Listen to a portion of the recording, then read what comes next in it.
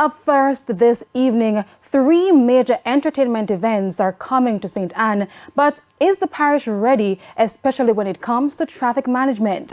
The question comes as business operators and the municipal corporation look forward to the economic boost the events will bring. Now I journey to the parish to see how stakeholders are preparing. Chaos and confusion in St. Anne in April after a party at Pearly Beach. The logistical nightmare is still fresh in the minds of stakeholders. Fast forward to a few months later, and the parish's resources will again be tested when 3 major events are staged in the parish between December 26 and January 20. A Buju Banton and Beres Hammond concert, Rebel Salute, and for the first time, Sting. Once we are having this festival in the parish, a lot of persons from outside will come into the parish. The guest house, persons will stay at the guest house, the hotels. The little man within corner shop will also get a purchase. Business operators in the parish are already gearing up for the economic boost the events will bring.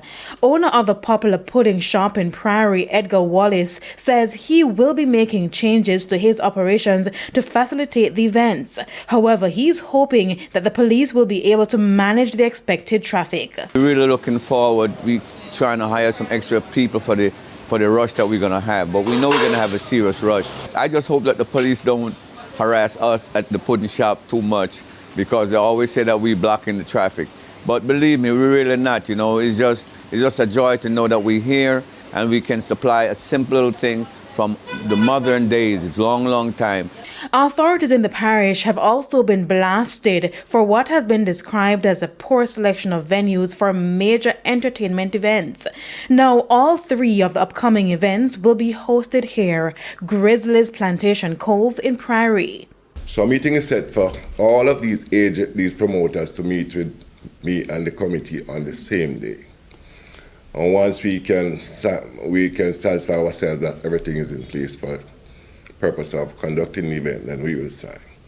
But my understanding is that several things are in place that satisfy the agencies so far. Mayor of St. Anne's Bay, Sydney Stewart, said the venue has been ideal for big events, even before COVID-19, so it can manage large crowds of people. However, the issue is entering and exiting at the end of the event. And that is what the promoters will have to tell us in discussion with the police and the National Works Agency.